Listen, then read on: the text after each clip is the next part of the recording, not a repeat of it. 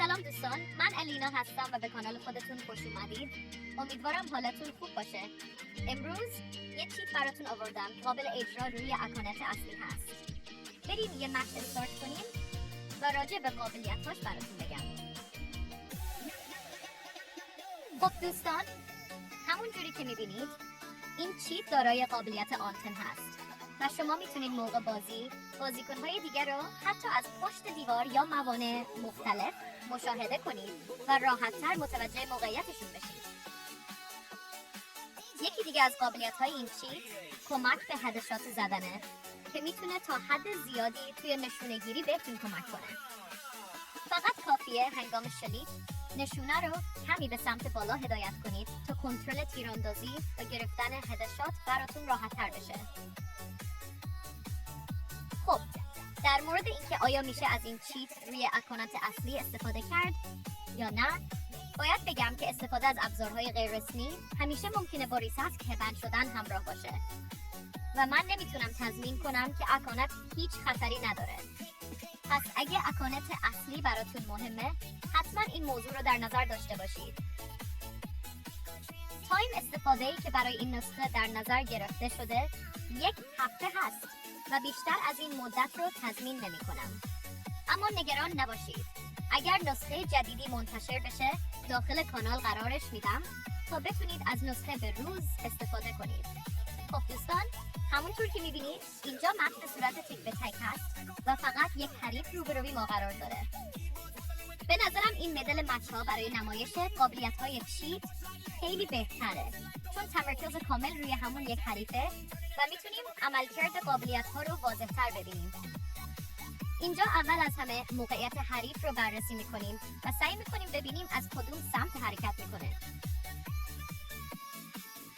همونطور که مشاهده میکنید قابلیت آنتن باعث میشه موقعیت حریف رو راحت تر تشخیص بدیم، حتی وقتی پشت موانع قرار گرفته. حالا باید ببینیم در درگیری مستقیم عملکرد نشونه‌گیری چطوره. اینجا نشونه رو روی حریف میبریم و شلیک میکنیم. همونطور که میبینید هدشات گرفتن راحت تر شده و میتونیم سریع تر حریف رو تحت فشار قرار بدیم. خب، حریف هم داره حرکت میکنه و باید حواسمون به جابجایی‌هاش باشه. این قسمت جالبه چون میتونیم ببینیم وقتی حریف از یک سمت به سمت دیگه حرکت میکنه چطور میشه محیطش رو دنبال کرد. در کل برای مچ‌های تک به تک کنترل نشونه و زمانبندی شلیک خیلی مهمه. اگر عجله نکنید و درست نشونه گیری کنید، میتونید فایت رو خیلی بهتر مدیریت کنید. خب دوستان، اینم از راند این مچ تک به تک. تا اینجا قابلیت هایی که گفتیم رو داخل بازی دیدید و عملکردشون رو هم براتون نمایش دادم.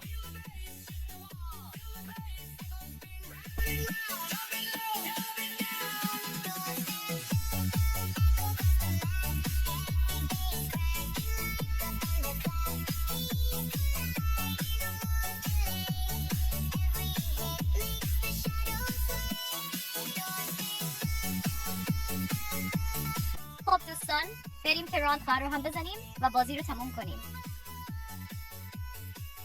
همونطور که میبینید این راند آخر هم تموم شد و خوشبختانه تونستیم برنده بشیم.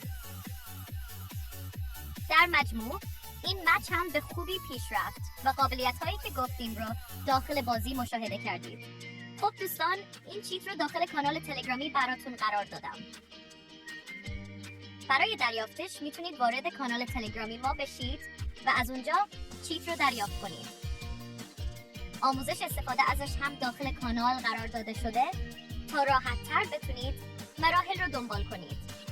ممنونم که تا آخر این ویدیو کنار من بودید و تماشاش کردید. اگر از ویدیو خوشتون اومد، لایک و سابسکرایب یادتون نره و حتما زنگوله رو هم فعال کنید تا هر وقت ویدیوی جدیدی گذاشتم سریع باخبر بشید. تا ویدیوی بعدی مراقب خودتون باشید. خدا نگهدار.